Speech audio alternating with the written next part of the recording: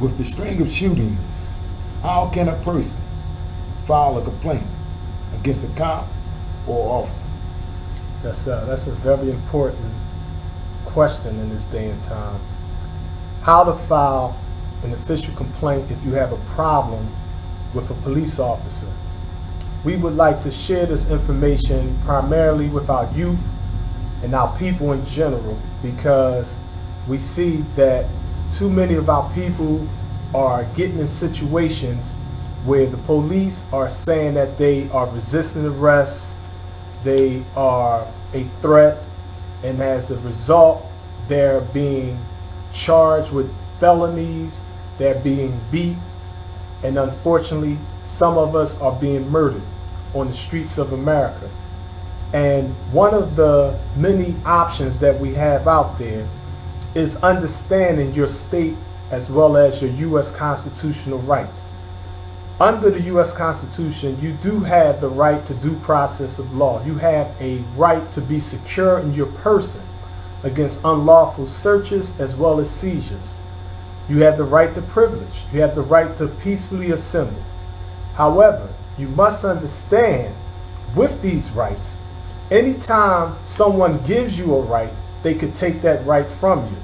So we're not naive enough to expect our oppressors to give our people freedom, justice, and equality. That's not what this is about. What we're saying is, in the struggle for freedom, justice, and equality, you have to use whatever is at your disposal to defend yourself.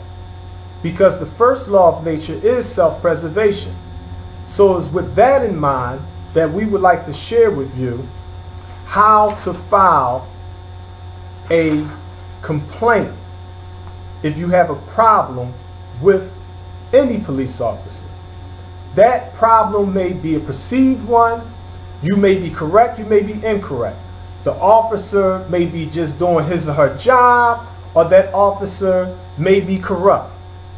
However, what we're seeing is too much is young black men in particular being bust upside their head, shot all over their body, because the officer feels as though that individual is a threat. And as a result, they are literally walking away under the banner of a justified homicide or a clean kill.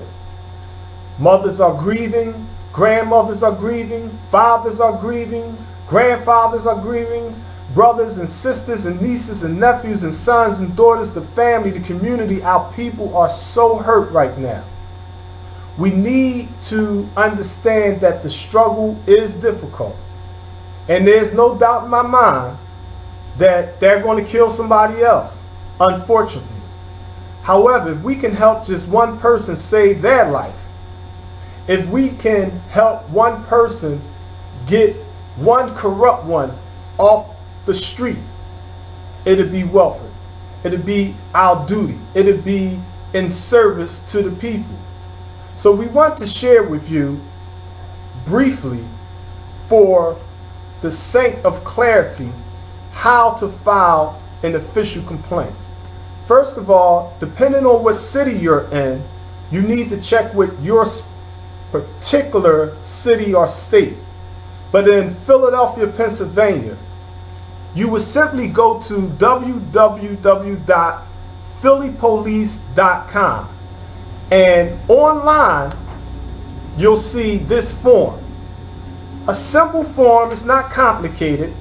You can fill this form out with your smartphone, a tablet, with a laptop or a computer, or you can simply walk into any police district in your city and simply ask them, can you have a blank police form? You could take the form home and fill it out in the privacy of your house, or you can fill it out right there at the police station. Now, I would like to share with you the actual legal process part. It says, the Philadelphia Police Department is responsible for protecting Philadelphia citizens, detecting crime, regulating traffic, and dealing with a variety of neighborhood problems.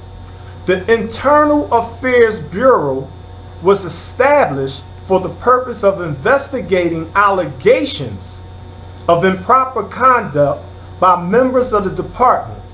Upon receipt of a citizen complaint, every effort is made to ensure a thorough, fair, and timely investigation of the allegation or allegations contained in the complaint. In most instances, we believe Philadelphia police officers work in partnership with citizens and that our contacts with citizens are positive.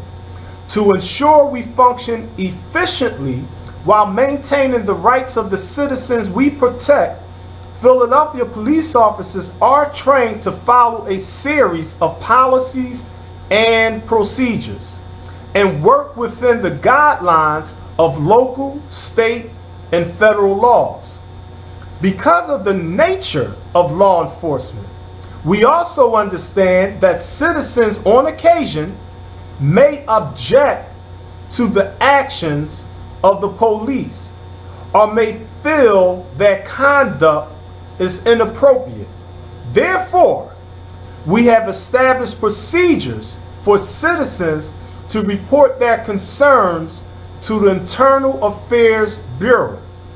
If you wish to fill out a paper complaint form or learn more about the process, visit the complaint process /forms-reports/official-complaint-process page, or simply just go on phillypolice.com and you fill out the form right there.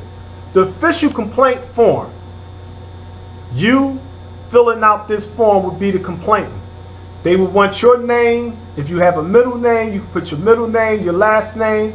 The middle name is not necessary, but the first and last names are mandatory. Your street address, your city and state and zip code is mandatory. They prefer that you add your age, your date of birth, your gender, your race, your occupation.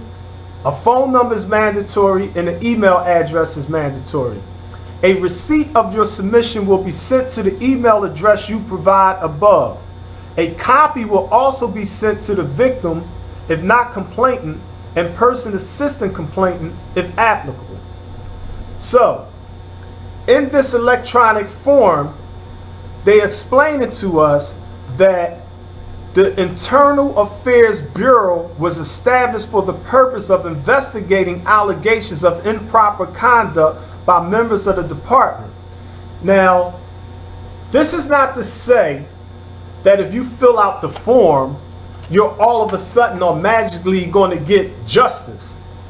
However, what this is saying is that there is a method, there is a policy or a procedure in place already where if you're walking down the street or driving in your car or you're in the privacy of your home and you have a beef, if you will, dissatisfaction with a cop, white, black, whatever, if the cop is doing something or not doing something that violates local, state, and federal laws, whether you're right or wrong, it's not the issue. If you think that, if that's your perception, as opposed to you getting emotional and arguing and fighting and resisting the cop and giving them justification to include additional felony charges against you, giving them justification to beat you upside your head, to break your bones, to jump you, to tase you, to electrocute you, to strangle you, to blow your brains out, to shoot you from head to toe. Instead of getting into all of that, this gives you the opportunity to say, you know what? You right, officer. Whatever. You want to show wisdom and the ability to survive. If you go in the ocean, if you go to Africa in the jungle, If you go in the desert, if you study the birds of the air, you'll find that everything in nature understands its opponent. It understands there's rules to warfare. And in those rules of warfare, those that violate the rules of warfare often lose their life. So if you have a bunch of chickens and the chicken hawk comes, if the chickens don't heed the call, somebody gonna get scooped up. If you go in the waters and you see a bunch of tuna and the shark is coming and you don't know how to move or you don't know how not to move, you may become lunch. This is the nature of reality. Piranha fish don't hate goldfish. Piranha fish love goldfish. They eat goldfish. You have to understand that dynamic. The Honorable Elijah Muhammad teaches us that one of the characteristics of the devil is that he's like a snake. Now there's all kinds of snakes. There are water moccasins that are black, and when they open their mouth, they got a white mouth. Or they got a black body, but a white man's mentality. That's right. You have the king snake that looks good. They quiet, but they deadly as hell. You had a king snake, but you also have rattlesnakes that make a lot of noise, but when they strike, they're very, very powerful with their venom. There's snakes like the garden snake. It's a real snake, but it's relatively harmless. That snake, even if it bit you, it really wouldn't hurt you. It definitely wouldn't poison you. Then you have the constrictors, and they like to use their muscle. They like to strangle you. They like to choke you out. You got some that pop steroids, and when they in that road rage and they get amped up, and here you is, you might have had a few Coronas, smoked a blunt, you might be mad at Shaniqua, you may be stressed out because that money ain't come through, and you're fearless. You're not afraid of the police and nobody else for that matter.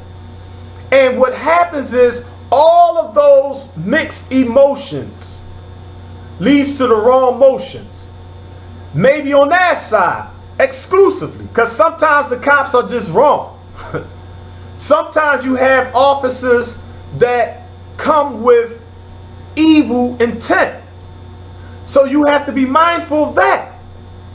But at the same time, if he or she has a badge under the law, if he or she has a Glock with one in the chamber, if he or she has the backing of the establishment or the system, you cannot legally or logically justify yourself by saying, I'm going to fight this guy on the street, or I'm going to argue with this guy, curse him out or curse her out. Because what you're doing is you're opening yourself up for all types of chaos. Now maybe at that moment you may feel as though you want the trouble. Fine. As long as you understand that that officer, many of them been overseas in the military. They've been to Afghanistan. They've been to Iraq. They've been to Iran. They've been around. They know how to shoot real good. Killing is not a theory. They already killed before. They have no qualms with pulling the trigger. They don't understand your niyat or your intention. You may have a good intention. You may have a fear factor. You may be on probation or parole. You may have a gun on your hip and the police come and you're like, oh man, I'm on parole. I got a bang in the car. You ain't trying to shoot the cop, but your thing is, this gun carry a mandatory sentence? So in your brain at that moment, you're saying, I got to get rid of this gun. So if you're running, you're simply saying, let me throw the gun away. But when you go to toss that gun, all he see, gun, boom, boom, boom, boom, boom, boom. There you go again. CNN, Channel 6, Action News again. Another black man or black woman dead. It's that easy. So you have to use good judgment and discretion. I'm not saying it's easy.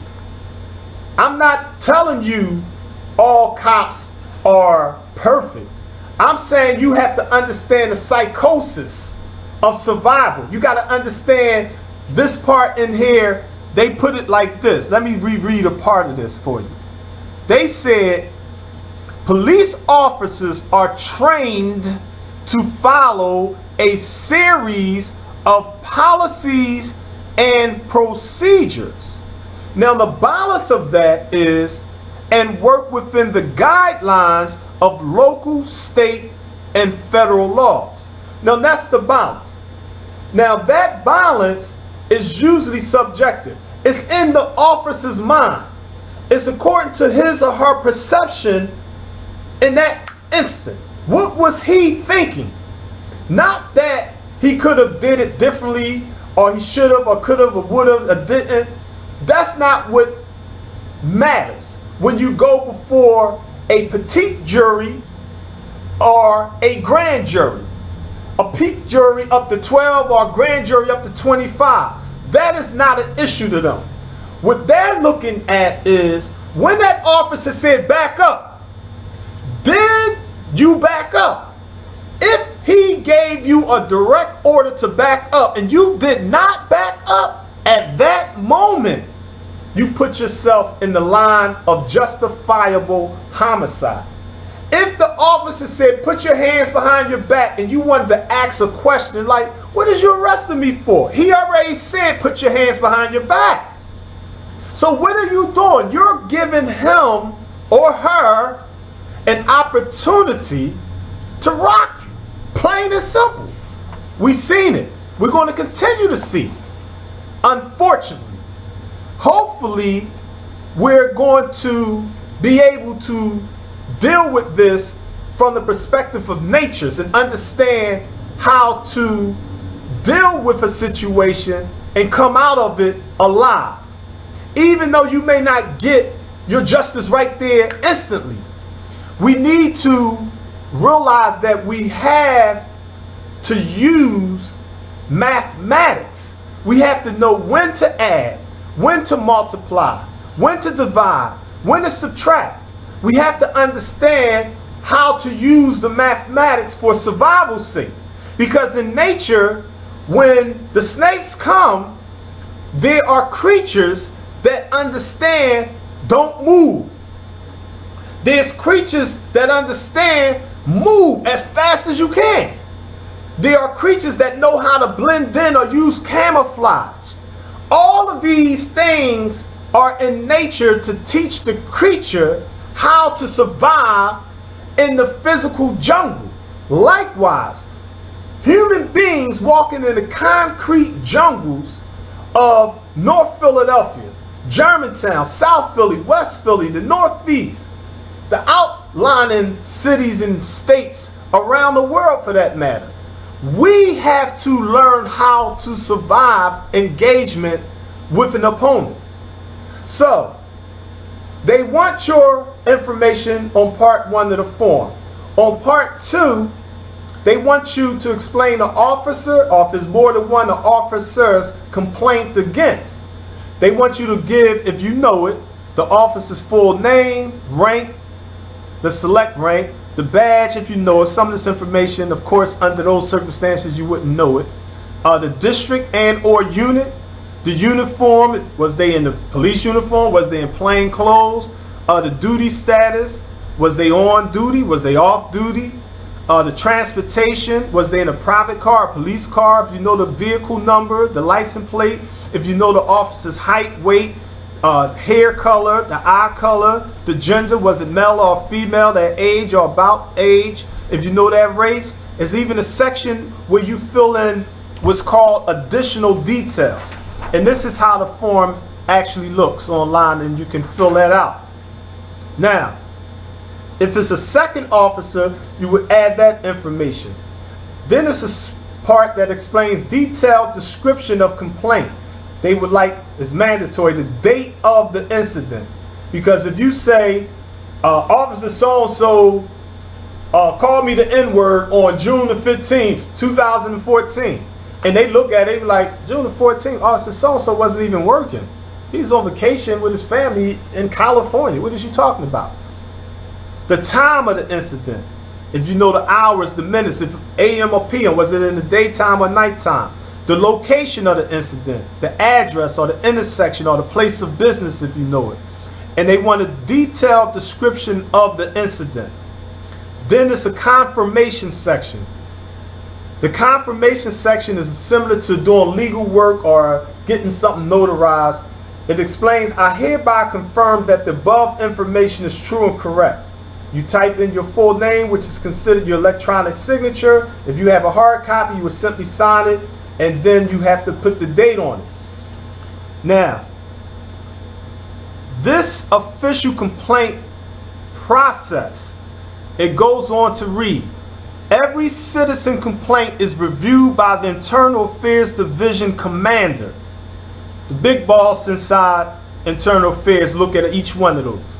This is not to say Internal Affairs is perfect, is pro the people, is going to always get it right. That's not what it's saying. This is simply giving you legal tools and remedies to help you protect your neck. If the complaint is of conduct that would violate police procedures or laws, an investigation will occur. Some complaints are referred to the district commander of the officer or officers involved, who will assign a supervisory officer to investigate the complaint. Investigators will interview the concerned parties and witnesses, record their statements, and gather other relevant data. The completed investigation will be forwarded to the Internal Affairs Division Commander, who reviews the investigation, recommends corrective action or sustained complaints, and forwards the completed investigation to the Deputy Commissioner of Internal Affairs. When the investigation is completed, you will be notified of the disposition of the complaint. Investigations can have the following outcomes. Number one, unfounded. The investigation indicates the acts complained of did not occur or did not involve Philadelphia police personnel. Exonerated. The investigation indicates the alleged act or acts did occur, but were within the policies, procedures, and guidelines as set forth by the department. Not sustained. The investigation failed to disclose sufficient evidence to clearly prove or disprove the allegations made. Sustained. The investigation discloses sufficient evidence to clearly prove the allegation made in the complaint. When a complaint against an officer is sustained, the report is sent to the commander of the involved officer for appropriate action.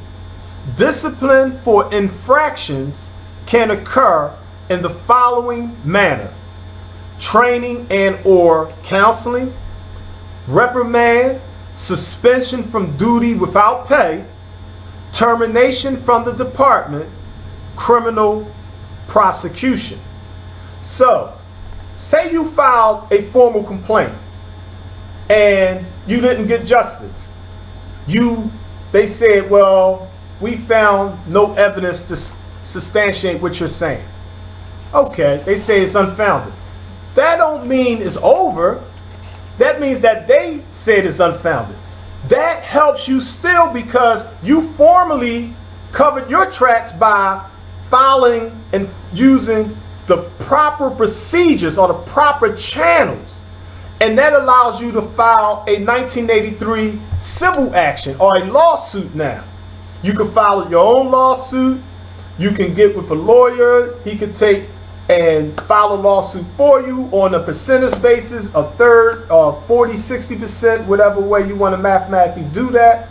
But it puts you in a stronger position because it allows you to immediately record the facts and circumstances of what happened or what did not happen. And it gave you the sense of grievance and the ability to be heard and to exercise your state and U.S. constitutional and international and human rights on the face of this planet Earth that covers 196,940,000 square miles. And it allows the officers, commanders, to say, you know what? You're an officer, but because this particular person did not argue with you, and because you said this in your complaint and it really didn't happen like this, or you hid this part and you should have disclosed that part, we're going to agree with the person that filed the complaint. And you're out of here, buddy. We're taking you off the streets. We're taking your badge. Or if you're mistaken in your perception, they'll be like, you know what? We looked into that and we feel as though the officer was right in that case. He did what you said he did, but according to the policies and the training he or she received, that's justified because he told you this and you refused. You resisted. And that's the part we have to grasp. That part of resisting arrest. It don't take a lot to resist arrest. I'm not telling you to be a slave. I'm not telling you to be a punk. I'm not telling you to turn the cheek or to love your enemies or none of that. I am telling you, survive. That is what a good warrior does. A warrior is not a gladiator. A gladiator doesn't think. A gladiator fights to be seen of men and women. A gladiator fights to get a trophy, to get a big paycheck, to be considered the champ. But a warrior only fights for principle. A warrior is not worried about dying. A warrior is willing to give his or her life for a principle of truth, freedom, justice, and equality. So there is a difference there. So if you die just death. If you die, let your death be one that you gave away. Don't die because it was a mistake. Don't die and you didn't see death coming. You're supposed to see that coming because of what you said or what you did or what you didn't say or what you didn't do. We're simply just giving you a simple, legal, logical process.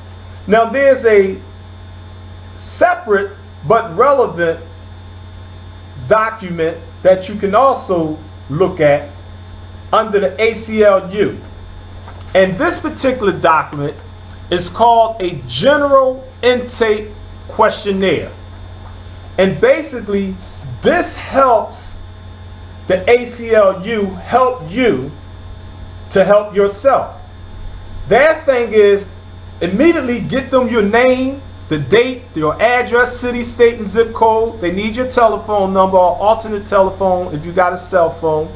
The victim name if it's different, because sometimes it may be a parent complaining for their son or their daughter. The date of birth. Where did this incident occur? City, county, state. When did the incident occur? Be as specific as possible.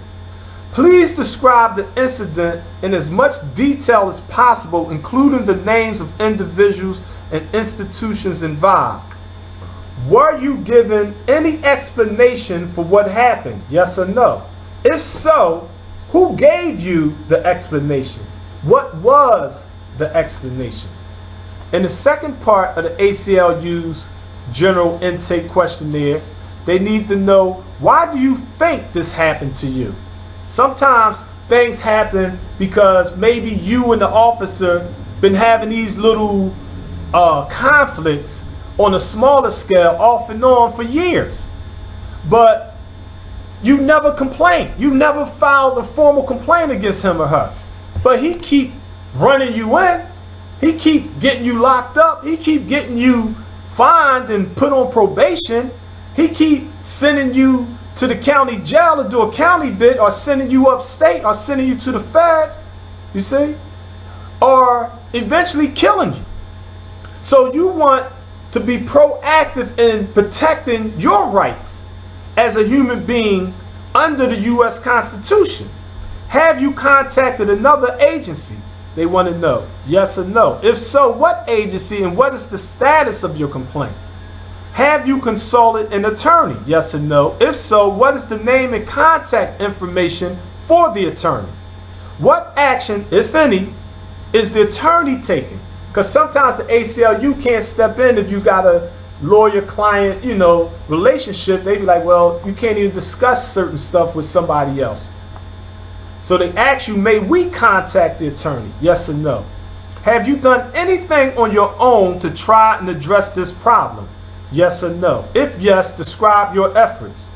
What would you like the ACLU to do for you? Now, there is a mathematical thing we want to be aware of. And mathematically, you want to understand engagement. We may talk real big sometimes. And in this age of social media with Facebook and YouTube and Twitter, sad to say, I see so many young brothers and sisters, and even older brothers and sisters, playing games with the police. We're in an era of homeland security. If you think you're going to a rally or a march and it's not being observed and recorded, it's not being investigated and analyzed, deputized, and scrutinized, if you are not aware of COINTELPRO or the counterintelligence program of the past, you're naive and you're really not ready for this. You're really in the way, because what you're going to do is you're going to use rhetoric that's going to get people hurt, that's going to get people killed, that's going to get people locked up. You're going to bring more harm than good to the struggle and legitimate aspirations of our people for freedom, justice, and equality.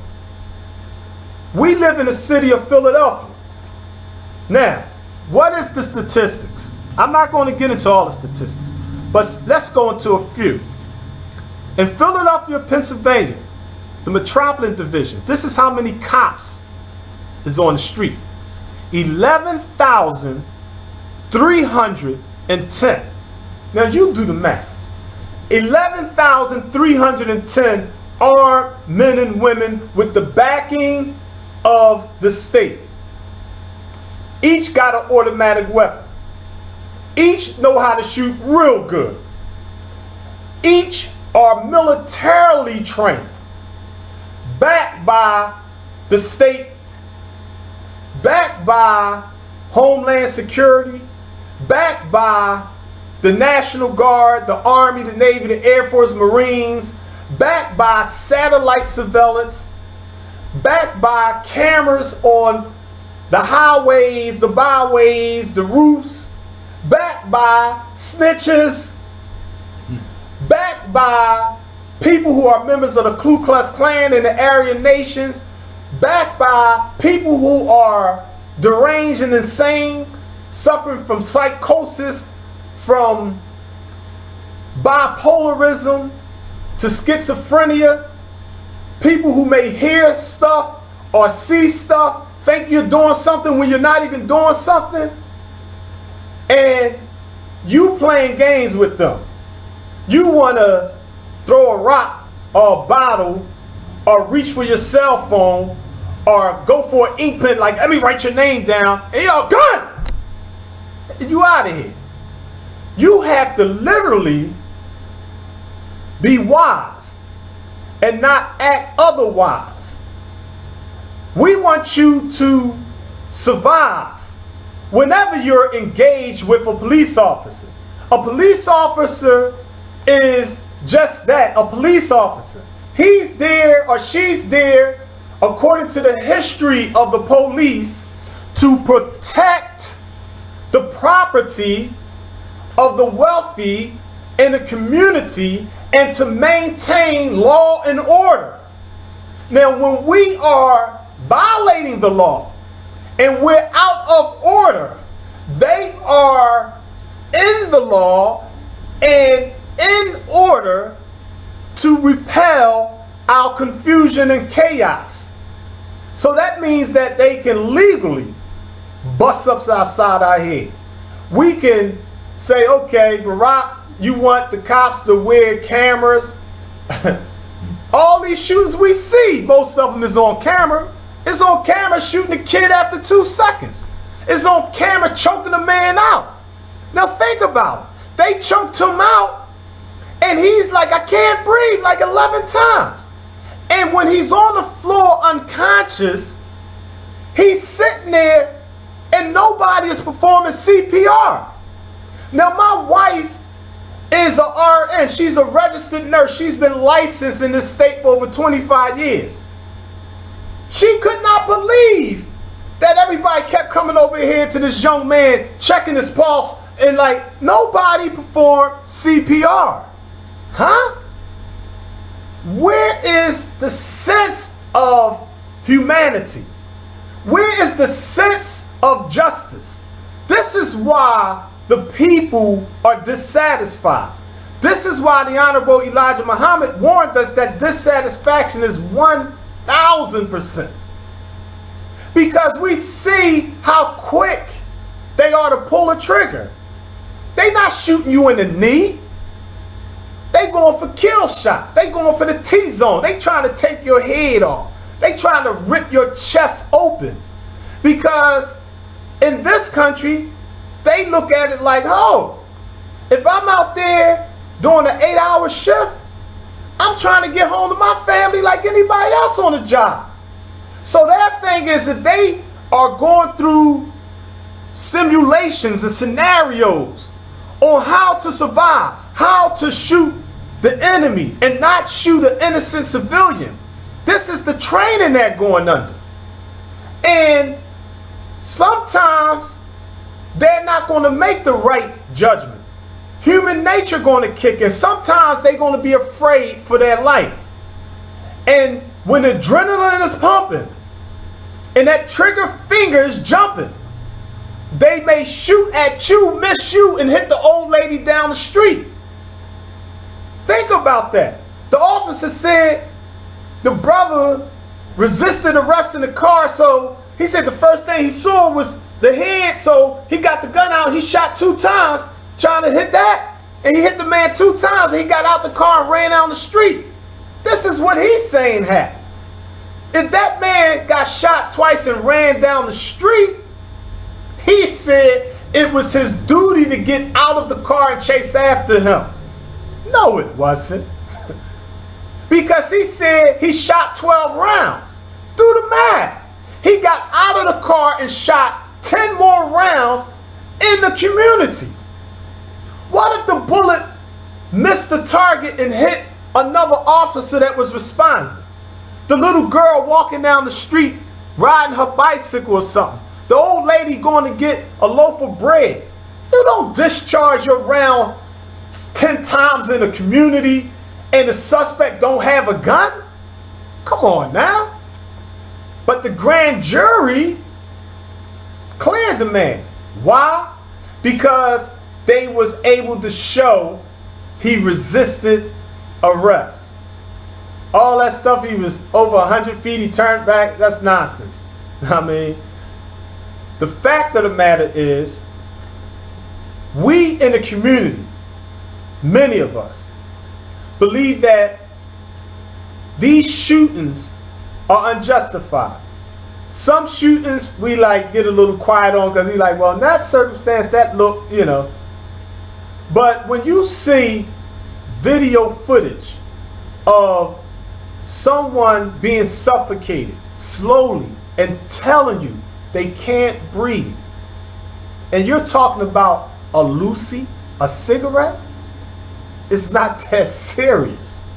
You see? It's not that serious. I seen one tape where an officer followed the young man and he was going to the gas station and he pulled him over and he got out and the officer asked him, you know, license and registration, you know, traditional stuff. And the brother was like, all right. And he went to the car to get it. And as soon as he went to the car, he just got them down because he looked at it like, oh, what did you go in the car for? And he shot all that, and the man kept on shooting, shot him on the legs, man, till I can't even feel my legs. I don't know if he got paralyzed or what. And also like, well, what you go to the car? He said, you asked me for my, like, most people had that in their pocket. But it's important that we understand when you are dealing with an armed law enforcement official, sometimes you have to think for them. You have to be like, let me cover the 6 essential elements of who, what, when, where, how, and why. Don't make no unnecessary movements. Let that officer know, officer, my license and registration is in the car. You want me to get it? No. Yes. Whatever. If you don't like the way they talking, acting, please tolerate the bull crap. For right there, it's just some bull crap. Because you're going to be able to walk away from that. Even if you get arrested, charged, whatever, you can always argue that down the line. But you do not want to give that officer justification for saying he cursed me out. He spit in my face. He swung at me. He reached for my gun. He refused to put his hands behind his back. I had to kill him. I had to shoot him 10 times, 20 times, 30 times, 40 times. Come on now. People, we grew up in the wilderness of North America. We survived the horrors of the transatlantic slave trade. We know how to survive. We know when something is required and when something is not required. What's understood doesn't have to be explained. You're not going to see me on here playing games with your life. The only thing I'm going to do is give you information and inspiration to do something to help yourself. How to prevent this from happening. How to deal with it if it happens to you or someone you love.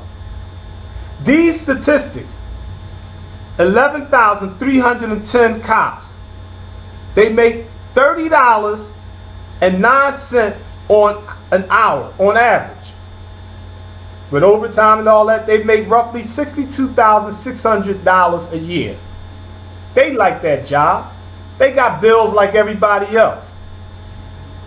But if you get online and you're talking about what you're going to do, if you're at a rally or you're marching and you're playing disrespect, you're playing chicken with a man that has a real gun and the backing and the wherewithal to pull that trigger, you're playing a dangerous, dangerous, dangerous game. We have to be smarter than that. We have to be wiser than that. We have to be able to take the evil off our emotions and make the right motion. Again, we are not telling you to love your enemies. We're not telling you to be a rat, a chump, or to believe there's justice in the devil's system. We're simply trying to get you to understand your rights, as they say you have those rights. And part of those rights is simply using an official complaint form. These forms, we're going to be sharing them with the various churches, masjids, temples, synagogues, what have you. You'll see them posted in different parts of the city. We ask you to simply go and look it up for yourself maybe you could get a copy and download it, just have it in the house. I mean, you might carry a copy of it in your pocket. And an officer would rather you use the procedure and get him cleared or suspended or fired, or you sue him in the court of law, than y'all two clashing out there on the street or in the alleyway or on the corner or in the subway or on the rooftop or in the house or in the bar or wherever you may be. Remember, be wise and survive. We thank you for your time.